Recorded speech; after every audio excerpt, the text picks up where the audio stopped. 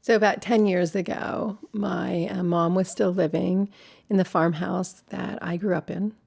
It was a house I really thought my mom would never, ever leave. But at the time, she had lost her husband probably about 7 years earlier. So she was living in this big farmhouse by herself, and it cost a lot of money to keep it up. And there was a lot of maintenance, mowing the lawn and just a lot of upkeep with it. And unfortunately, her health was failing a bit.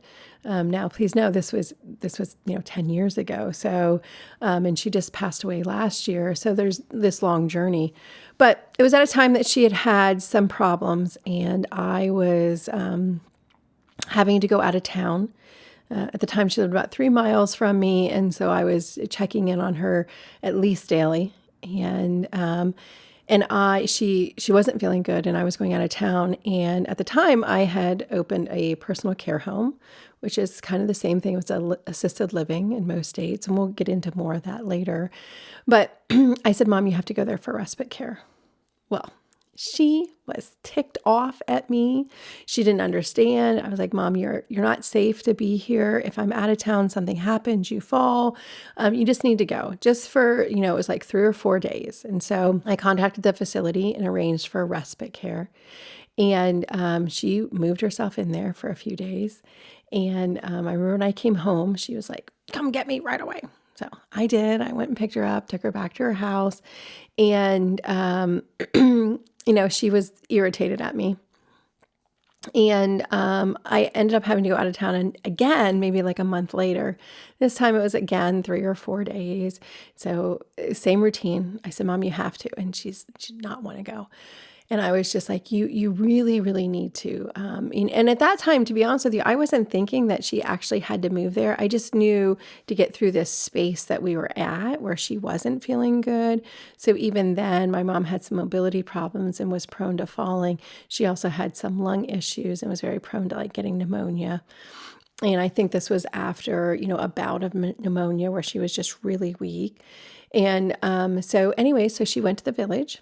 And this time I rushed home and I called, and Verla, who's, does the admissions and stuff, I said, "Hey, Verla, let Mom know, like, I'll be right there to pick her up." And Verla called me back and said, "Your mother's staying for dinner. You can pick her up afterwards." I thought, oh gosh, why did I rush? And it was a couple months after that my mom made the decision to move from the farmhouse that I had grown up in into really more independent living within a community. So she had a 2-bedroom or a 2-room apartment, and very small. So we go from this huge farmhouse to this, small area. And she had decided, and what had happened in between was that she had made some friends. She had been there long enough to figure out that she could have her independence and her own place and room, but also interact with people. And it was hard for her to make that decision, but she did. And then, the funny part of it all is then we decided to move her in. And remember, 2-room, little suite. And, we had a moving truck. We had to get a trailer. And I remember my son DJ saying, "Does Nana know she only has 2 rooms with all the stuff she was bringing?" But she ended up living there for 8 years. And she ended up really enjoying her time there, and that became her home and her community. So I'm Julie, and I'm here with my daughter, Cortney, and we're here on this Hey Woman podcast to, it's really a tribute to my mom and loving her and caring for her and her legacy. And we're here to give you a feeling that you're not alone. And we often talk about phone calls that we'd make to her, and we hope that this is a phone call to you to hear somebody who's going through the same thing. I am an elder law attorney, and one of the things that I think people underutilize is respite care. And that's this whole idea that you could, as a caregiver, you could get a break. And in my situation, it was because I was going out of town and I needed her to be safe. We could have also hired in-home care, but that's not always, easy. Given the ages of like the grandchildren and my brother's job at the time, it really wasn't in the cards to be able to figure out how to have her stay home. But many times I'll say to people, do some respite care as a test drive into whether or not they'd want to be in a facility. Now, usually those test drives should be like a month, not 3 or 4 days, but. And I think it's important for people, like respite care doesn't mean that you as the caregiver did anything wrong. It doesn't mean that you can't handle it. And it is as much for the person that you're caring for as it is for you. So it's a great way to test out a facility, for them to be there, to meet the people. But it also can be a great use, for you as the caregiver, if you want to go on vacation, if you travel for work. There are some things in our jobs that like we can't stop and you don't want to stop in your life. It also, like, it doesn't have to be because you're going out of town. Respite care can be a great thing to use, even if you just need like a week to kind of like reorient yourself, re-get yourself back together, clean your own house, or, do different things like that. I feel like a lot of time we talk about like hiring people, if you're able to kind of take care of things at your own house because you're taking care of the person you're caring for. But if you want to be the person that does that, or let's say like you have kids and they're in sports, like that's a whole other level of kind of like what could be going on here. And so there's nothing wrong with just like asking for help, and respite care can be a great way to do that, that puts them in a safe environment so you can go do what you need to do. And maybe what you need to do is to sit on your couch and binge watch from Netflix. Right, right. And I think that's because this caregiving is often a marathon and not a sprint. And yet we try to make ourselves sprint, and you just end up, losing, your own reserves and resiliency, and, just making it so it's, more and more difficult. So not every facility will offer respite care, but some will. And I do think it's a great way. We're going to talk about the different levels of cares in different communities, but I think it's a great way to test that out. It is also a way for you to say, I do just need a break. I haven't taken my own family on a vacation. And, and we took Nan on a lot of vacations. We did. And that was... you always have to understand is I'm glad that we took her on many of those vacations, but it was less of a vacation for me. So I have 3 kids, and then I have her and her issues that you have to think through. You have to think about, are we going to be able to get a walker there or a wheelchair? Is she going to be able to do the things that you kids want to do? And that doesn't mean that anybody should win. It's just, again, a balancing. But respite care, as an elder law attorney, I often tell people that you should try respite care. We also did that with, although we didn't really call it respite care, but it really kind of was, when my mother-in-law got so tired from caring for my father-in-law who had multi-infarct dementia. He ended up going into a facility for a month and then coming back home. And that month was great because she got to relax a little. She got to sleep, through the night, completely through the night. It's amazing what, 2 or 3 weeks of being able to sleep better will do for the person. And then she was able to bring him back home, and he was able to stay with her. If we hadn't done that, her health would have just kept declining. And so at that point in time, it was like, we have to. So one of the things we want to talk about the different levels of care and what's available. I think respite care is underutilized. Again, not every facility will offer that, but there will be facilities who will offer that. And that means that like I'm going into that facility for a short stay. I know when I'm going in, it's a short stay. Many places will charge you like by the day then. I would say to you, for most people, that respite stay should be a month. My mom's was two smaller doses or stints, but this first one would have never worked without the second one. But we also can do respite stays, not in a facility. We can do respite stays by hiring in-home care. That's often going to be more difficult to organize, and it's going to probably be more expensive. You also could arrange your own little respite stay by reaching out to other people who could caregive, who maybe haven't as much, So it's, this time of year, maybe you really want to take your family to the beach, and reaching out. And if you're the primary caregiver, reaching out to other siblings, nieces, nephews, anybody in the family or good friends, and say, I want to do this. And I need you to commit to staying with my loved one, and whether that's paid or whether that's just another sibling taking a turn, but saying like, this is what I need, and you can take them with you, you can come here. Now that's not going to be helpful in getting them to transition out of the home, but it would still be helpful for you to get that rest that you need. And I want to kind of pick at a point here for a little bit, because respite care, especially if there are nieces, nephews, or different people in college, can be a great time, because college kids, the semester ends and then the new one starts. So not saying that they don't do anything over the break, but it can be a great time. A lot of college kids get jobs just for a little bit of time, and you could pay them. And I really want you as the caregiver, even though it's hard, to take a step back to say, should they get paid or not, is actually not the question that you should be asking. So if there is money and you can pay them, and that is how you get what you need as the primary caregiver, then the answer is yes, you should pay them. If there isn't money or there's other things, then maybe that answer is no. But if you're sitting here thinking you as the caregiver, you're not getting paid, and I totally hear that. Please know, I do. But we're talking about getting something that's good for the person that you're caring for and is good for you as the caregiver, because we could start spouting off all kinds of statistics about how caregivers get sick. And it's the stress of caregiving that really does that for them. So I want the people who are listening to this, don't have a conversation about should we pay or should we not pay, especially if it's a family member. If it accomplishes your goal, which is getting you some sort of break, while also making sure that the person that you're caring for is in a safe and loving place, then I think it's okay, and just go ahead. Yeah, and again, I see this different as than stopping by. This is a major commitment. We're talking about you as the primary caregiver getting a week off, you know, so this is a major commitment. And unless, 5 people are willing to commit one day, but if we have 5 people that we're choosing from and one person commits to all 5 days, yeah, they should be paid, because they're giving up other things, again, if there's money.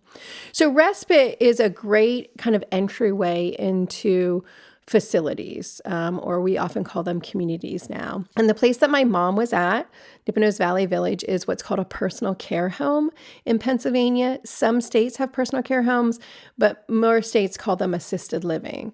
We have both in Pennsylvania, and they are different licenses. So a personal care home is more a social setting. At our facility, we do have RNs and LPNs on staff, but we're talking about a care that's much more centered on helping somebody take a shower, helping somebody get ready in the morning, feeding them. We're not talking about complex medical care that you would see more in a nursing home. And assisted living in most places is kind of a step between personal care and nursing home. And so again, you can see vast differences across the nation, but you do have to think about it as a little bit more of a social model, although as time has went on, it's become more medical.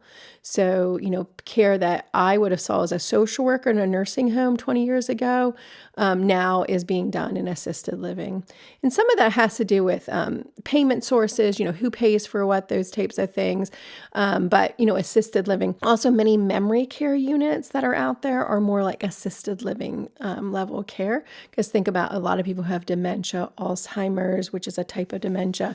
Often their issues are less complex medical issues needing skilled nursing, and much more just I need a caregiver with me. I need a companion. I need to be able to be safe, as my meals are prepared. And so we have that memory care units often come in at those assisted livings. Nursing homes are the highest level of care, and they are much more a skilled model. And again, it depends on where in the country you are, but you'll see them often having rehab. So, I fall and I break the hip. I might go into a nursing home. I might also go to a rehab that's connected to the hospital, or I might go to a short 2-week stint, 2 to 3 weeks, at a short-term rehab that's a standalone from a nursing home. But the nursing home itself is much more a medical model, and we really want to be thinking about those levels of care and where our loved one fits. Now, there's some places where they have a continuum of care. So they have, an assisted living or personal care home, a nursing home, independent apartments. And, people can kind of age in place there. And often we find people enter those communities because they want to stay within that community as they age, and not have to like make another transition. So, one of the things I want to kind of talk about is, well, how do we pick out a place? So if I'm thinking about, and just so everybody, even if you're on here and you're saying to yourself, my loved one's never going into a facility, this is a conversation you need to think about because you could get sick. And so even if we're making a plan for what happens if you as the caregiver get sick, what are our options? We need to spend time thinking about that because in my career, I'm an elder law attorney. All the time I'm sitting across from people where actually the caregiver got sick. And now we're trying to make a decision about where would we put this person who needs cared for. And we don't know anything about the levels of care or what's available in our community. And I think that's a really good point. Like we're talking about contingency planning, and you can't contingency plan in an emergency. So Right. all of a sudden the caregiver gets sick. I mean, they could get sick from caregiving. Like we all know that the stress and what that does to the body. They could also, God forbid, be in a car accident or some sort of freak accident or something like that. Well, the average caregiver in this country is 65 years old and has medical issues of their own. Right. So, I mean, they could just get sick. And so what do you do? And so, one of the things you want to do is you want to visit early and you want to create that list. And maybe you don't ever use it, but at least you have it. And that way, when you're standing in the hospital and you're like, oh my God, what do we do with this person? Because these things always happen on a Friday afternoon. And then you can't wait 2 days until Monday. But start to go and visit the facilities. So, one thing you can do is you can engage an elder law attorney in your local area. If you don't know where to start to look for one, you can always go to the planningandprotecting.com websites. We have elder law attorneys across the country in most states, not all. If you need help finding one in your state and you don't see it listed on the site, sometimes we have extra people that we can send you to. Well, yeah, we'll certainly look at like lists that we know of that mean that those attorneys have the extra type of business model that allows them to step into, helping with these questions. Yes. And if you're an attorney listening to this, we're actively looking for attorneys in all areas and states. And so if you want to get listed, please contact us. There's information on the planningandprotecting.com website. But even if you don't go with an attorney, even if you just go or, decide who the decision makers are in that family. So if it's your parents or your grandparents or whoever would need to go into a facility, figure out who needs to make that decision, and you should all go visit together. Because the last thing you want to do is send one person to the facility and then you have somebody else in the family that's not going to agree with the decision and they weren't there to see it, so they don't understand it.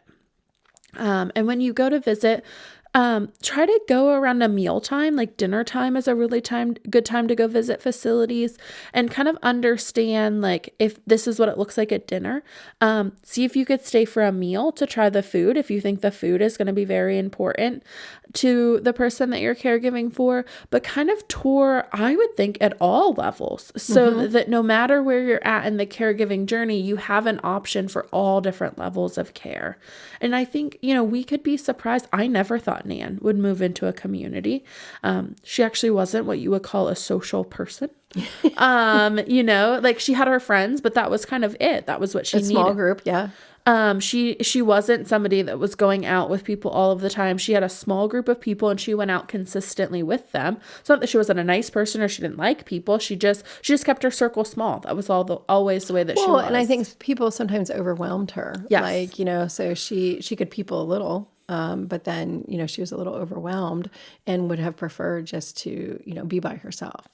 And I think, what that respite allowed her to see was that she could go out and have a meal with people and then she could come back when she was done peopling for the day, right? Like she could come back to her room or she could take a meal in her room. And so it's important to understand, one, the kinds of people that are in this community.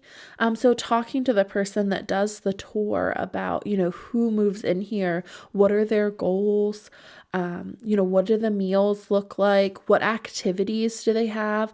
So Nan used to go out and play bingo, and she loved to play bingo. Sometimes I would be on the phone with her and she'd be like, I have to go play bingo. And I was like, oh, okay. I was in the middle of a sentence, but, Go ahead, go out and play your bingo. So, I think it's important to ask these kinds of questions, especially if you're at a point where you think this is going to be more social. But I would argue that, like, really at any level of care, the social component is so important, but also understanding how the staff interacts with families.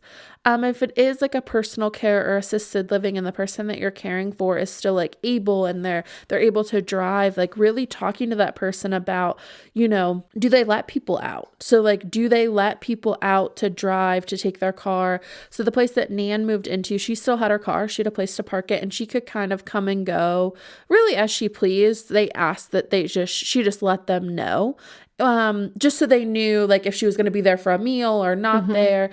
Sometimes she told them, sometimes she didn't think that they needed to know, but that's a very reasonable request. Just let us know so that we're not looking for you or you don't prepare a meal that you don't need.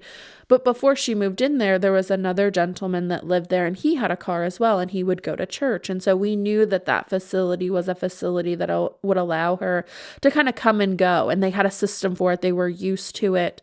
So making sure if that's something that's really important to the person that you're caring for and they're at a level of care where they still can drive, because sometimes they can. Sometimes this is very early in the journey. And so they're still able to kind of come and go. But making sure the facility has a process for that. And it's important that they've let that happen for somebody else as well. Yeah, absolutely. And I just want everybody to know too, like there aren't really maybe as strict of lines between these levels of care as some people would think. There could be that some people say, oh, there's laws about it. There are laws about it, but you'll see different levels in like assisted living. You'll also see some diagnoses that really could go either way. So a diagnosis of dementia, for instance, could be at a nursing home, in a facility, in a unit there. It also could be in an assisted living with a dementia-focused unit. And there could be differences, but it's not as stuck in stone as what you would think. There are certainly laws that say certain people have to go to a nursing home and can't be cared for. But that, one I could think of has to do with like open wounds, for instance, and the caring for that. But that would make sense because I need maybe that RN to be able to do that, which I'm not going to maybe see that in a lesser level of care. But I want to go back to, you talked about the elder law attorney. So I'm an elder law attorney and I coach attorneys across the nation and really being, what is elder law? How can we help people? And I think for a lot of times people are like, what do you mean call an elder law attorney? But the problem is that our healthcare system in this country is so fragmented that often getting answers isn't really helpful.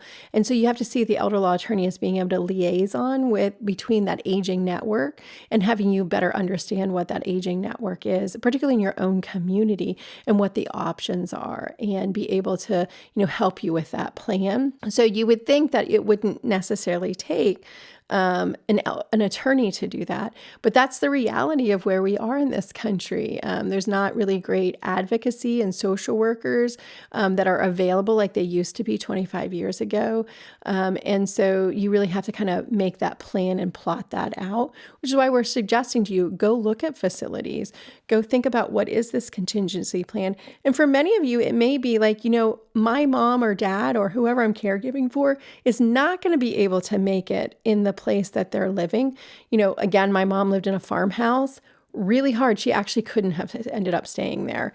Her bedroom was on the second floor. And although she had like a chair lift that we had put in on the stairs, near the end of her life, she would have never been able to even get on the chair lift, much less, use that. And so the reality was my mom was going to have to move out of there at some point in time. It's good that she kind of did it earlier, when she could be in control of the decisions, what she took, where she went. And then she also made friends at that community that was really helpful as she became more ill. That we had the same cook the whole time that she really befriended.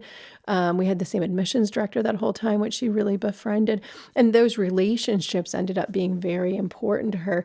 She wouldn't have been able to make those relationships if she had been so sick when she got there, because she was able to be there at a time that it really was a give and take relationship versus somebody just like helping her. And I think that allowed her to feel more comfortable at the end when she really was just getting cared for, because she was getting cared for by people that she really, truly enjoyed, respected, and got to know like on a more personal level. It also made it more enjoyable. Like there was, some people that worked at the village, they have like a dog. And so they would bring they got a dog like while Nan was there, and they would bring the dog in to visit Nan. Nan loved dogs.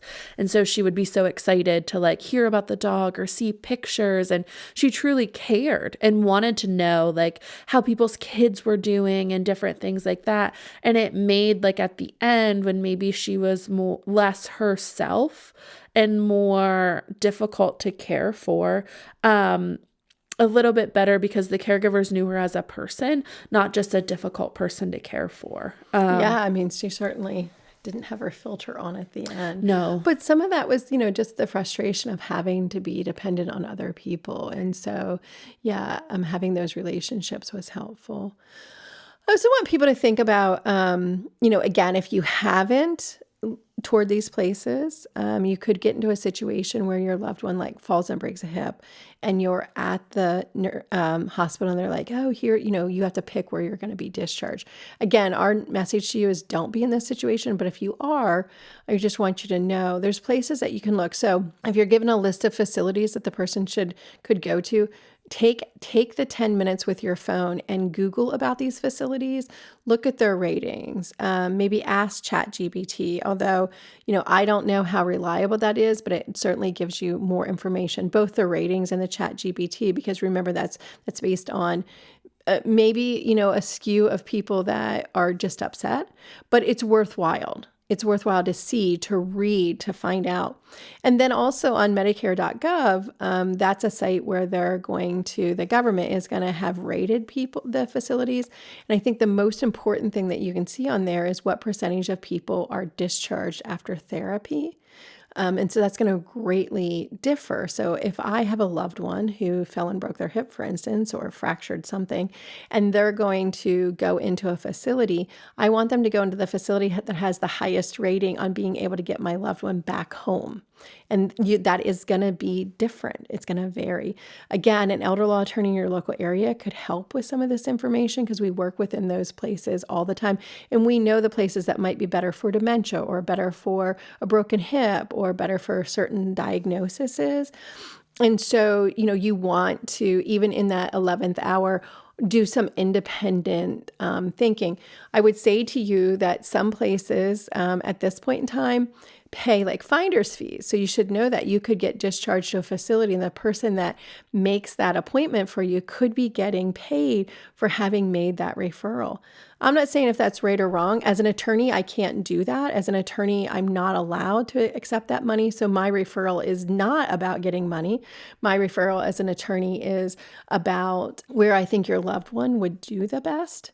And I have social workers on staff at my office that are able to help. And again, not just my office, I'm kind of letting you know about a business model that exists out there where people are able to be educated or given the information they need in those crises to make the absolute best decision for their loved one.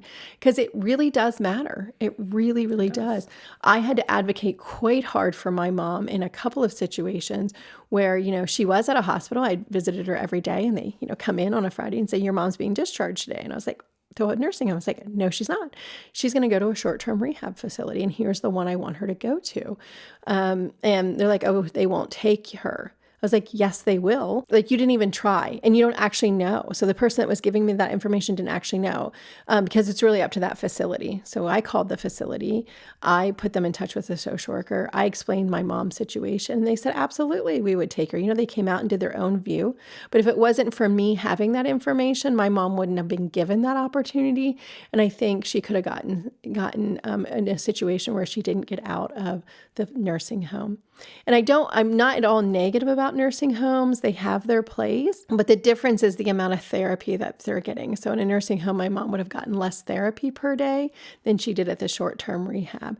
And my mom was very motivated to get back home, so she was willing to work through the pain, even though it was really hard and lonely at times. And I think the other thing I want people to really think about is all of this kind of is dependent on the facilities having a bed. Yes. So I think, that's really important. And that's why, that's something you should ask when you go tour, like, are they full?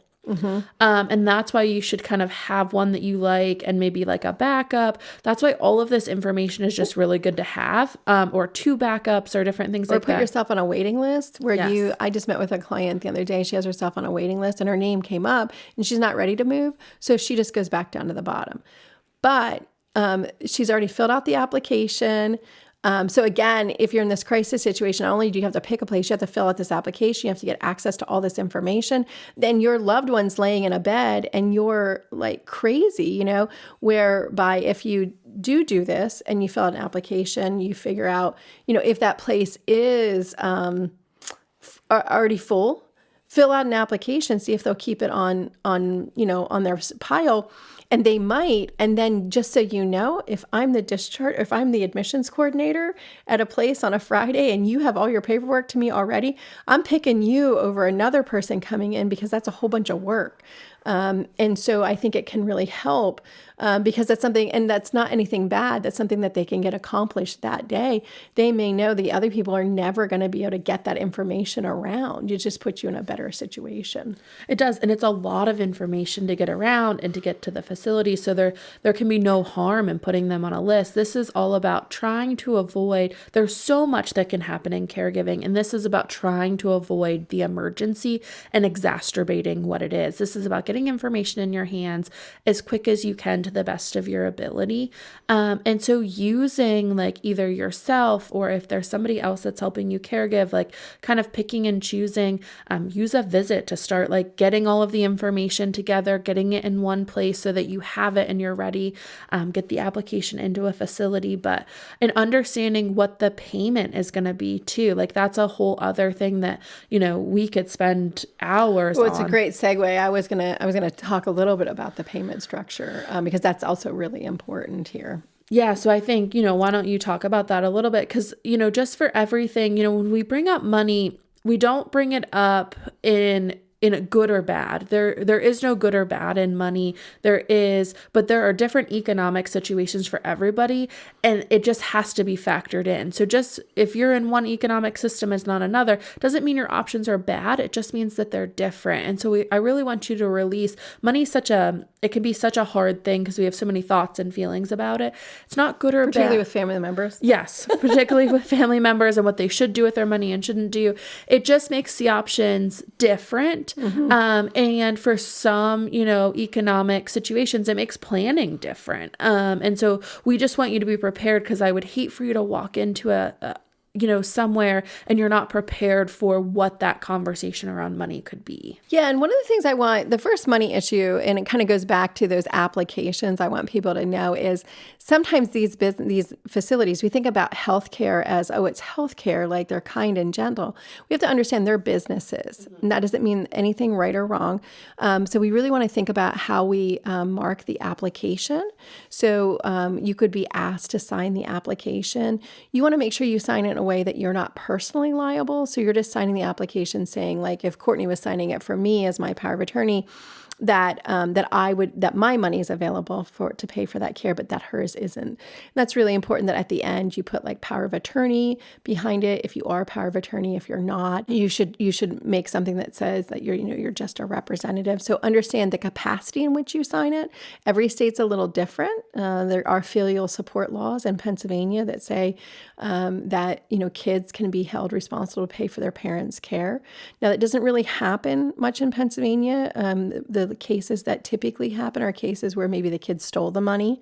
But I do want, who knows what could happen with those laws or what a facility could be looking at in order to say, we want paid. Because the reality of it is they're providing a service for which they should get paid. They have every right to get paid. Absolutely. And they have to be paid consistently or else they can't provide a good service to people.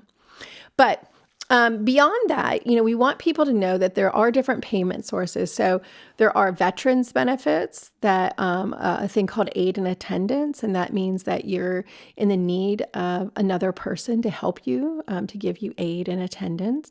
And that's a monetary amount that could be used for in-home care. It could be used to help pay for nursing home care or likely personal care.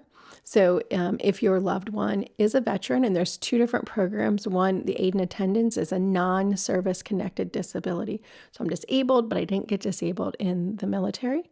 And the second is when people have a disability that has to do with their service, they would have a different benefit that can help pay for care. I just want every veterans to know. So I'm an accredited veterans attorney.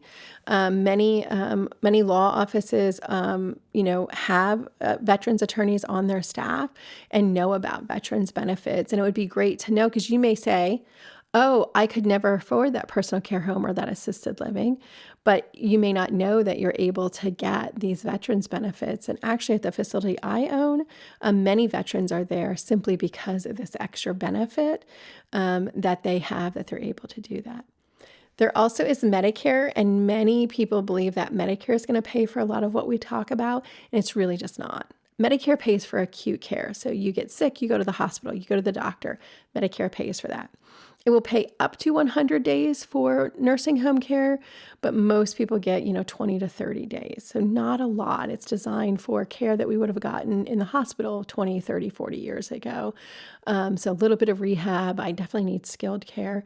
But, what you need to know is that Medicare is not going to save you. There is some in-home care, but again, it's just not enough unless we get into hospice and palliative care, which can be a little bit more. And that's beyond the scope of what we're going to get into today. We actually did some episodes just on hospice and palliative care through Medicare. People can also have private insurance. And sometimes people don't know that their loved one has private insurance, and that could be a long-term care policy, but it also could be a rider on a life insurance policy. So maybe they have a chronic illness rider or some sort of a rider on a life insurance policy that nobody's even kind of thought about. And so you want to really check into those things to see if they exist. And so a lot of times people just don't know. A lot of times those riders can be used for any of the levels that we talked about: in-home, personal care, nursing. But we want to see, is that available? And if not, then we might be relying on Medicaid. And Medicaid is money that comes from both our federal and state government, and it's definitely something that's been cut of recent, and we'll see that play out in the coming years. But right now, what I would say to you is if your loved one needs to go into a nursing home, Medicaid would help pay for that if you need help.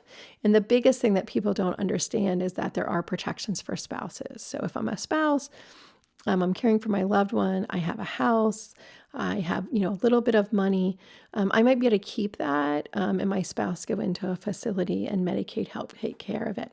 But you really need to talk to an attorney who does this type of law, elder law, estate planning, who does benefits and Medicaid planning, to be able to figure that out. And again, something that very proactively, if I'm thinking about what facility I want, the next thing I would need to figure out and how would that be paid for?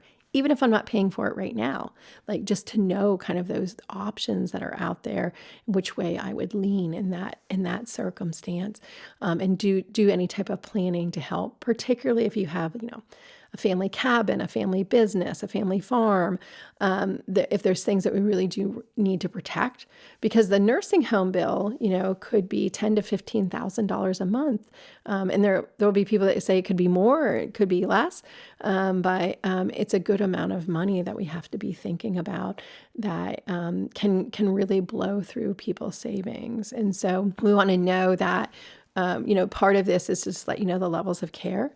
And then how to pay for it. And I would say also to everybody, I talked about the Medicaid cuts that come from H.R. 1, which is a bill that was passed. And we'll see that trickle down through the years.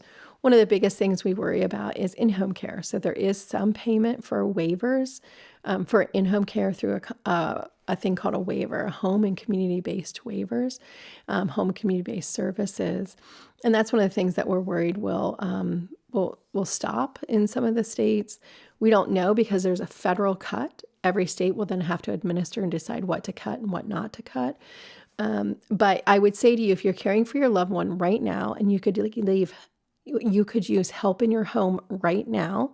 The waiver is going to provide some in-home care help, and that's a great reason to call an elder law attorney and find out where you fit, depending on your financial circumstances, where you fit in there. And so, this episode really has a lot of really great information. And so if you're listening and you're overwhelmed, one step in the right direction, even if it's a small step, is better than you were when you started listening to this episode. And so, I would just urge people who, if you are caring for somebody, start by just getting the information around. Mm-hmm. So maybe you're like, calling an attorney can be a scary first step. We would argue that it shouldn't be, and that you should do it, that the people on our site are lovely. Wherever you are, they're great people. They've dedicated their lives to this. And a lot of them have been through the same journey that you're going through right now, or they've helped clients do it for years, and they really want to help you and do what you want to have done. But I get how that can feel scary, and because that's it's a real thing, it's a tangible thing, and you have to confront sometimes the realities of what's happening. And so if you're just not there yet, one thing I really urge people to do, just start getting the stuff around, because maybe maybe they have life insurance and you don't know if it has a long-term care rider or not. You don't even know if they have life insurance. Starting to get that information around and just putting it all in one place, whether you use a binder or some sort of online, Google Drive that people have access to, or different things like that, putting it in a safe and secure place and starting to get that information, starting to even get a list of the facilities in your area, visiting one of them. It puts you so much further ahead when you contact the attorney, because the attorney is going to ask for a lot of this really great stuff. And we've put a tool together that's available for download on the planningandprotecting.com site that has a lot of really great information of questions to start asking. Yeah, so you know what information you have to start finding. Yeah. And it gives you a place to store it all kind of in one place. So feel free to download that. It's a free download. We do offer, if you want us to print it in a caregiver kind of toolkit box, you're welcome to buy the box. But if you're like, I just want to download it, I want to do it myself, that way you could keep it electronically if you wanted. You're also very welcome to print it from the website. If you have an at-home printer, or you can print at work or go get it printed at Staples. You're welcome to print that yourself. But just start getting the information collected, because no matter what happens next, even just having all of the life insurance and the financial information together, it will make any step going forward helpful. Well, I think, it's easier to say to a loved one, too many families say to the loved one, we have to take you to the attorney to get your will updated.